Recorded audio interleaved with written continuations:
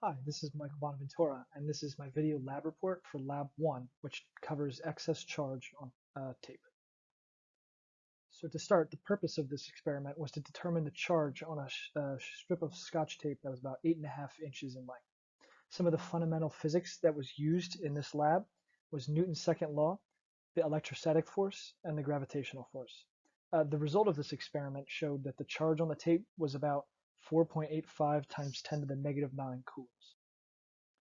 This is a diagram depicting the setup for this lab.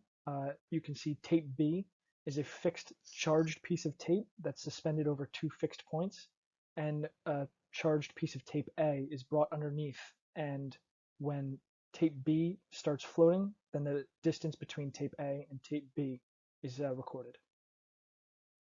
Here is the data from this experiment.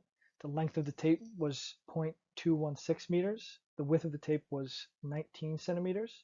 The separation of the tape at equilibrium was about 10 millimeters. The weight of the tape was 216 grams.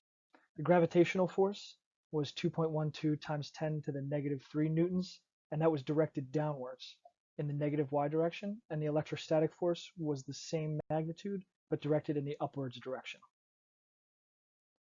Some of the assumptions to do the calculations on this activity included that both the fixed and the free tapes shown in the previous slide, tapes A and B, were assumed to have equal charge, and also the total charge on that tape was simplified to a point charge and was assumed to be at the center of that tape. And right here is a free body diagram depicting the forces acting on the top tape, which is represented by the top blue dot. The green force is the electrostatic force in the upwards y direction, and the gravitational force is shown in red and is in negative y direction.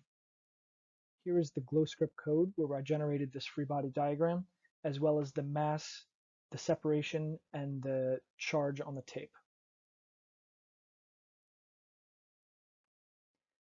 So in the lab, there were some discussion questions, and one of them was, is the tape positively or negatively charged? If the tape was positive, it would be attracted to a negatively charged pen because opposite charges attract. If the tape is negative, it would be repelled by a negatively charged plastic pen because the negative charges repel. And if the tape is neutral, it will have little to no interaction with the charged pen. Experimentally, after bringing the negatively charged pen near the tape was attracted, and therefore we were able to experimentally determine that the tape is positively charged as opposed to maybe negatively charged. So what fraction of the atoms gave up electrons for this tape when we were charging the tapes? Shown below are some calculations. The width of the atom is squared, and then the surface area of the tape is divided by the surface area of an atom. And it was found that there were approximately 4.1 times 10 to the 17 atoms on the surface of the tape. And if there were 3 times 10 to the 10th power electrons removed from the tape, which we found on the previous slide when we calculated the charge on the tape, then around 71.2 times 10 to the negative 9% of the atoms gave up an electron, which is a very low percentage. Some additional questions. What if the electrons had a positive charge, protons had a negative charge? What observations would be different? The tapes would have the opposite charge since removing the electrons would still be the subatomic particles removed from the tapes, but then this would make the tape negatively charged since the negative protons now outnumbered the positive electrons that were removed. But the interaction between the tapes and other objects would remain the same since opposite charges still attract and negative charges still repel.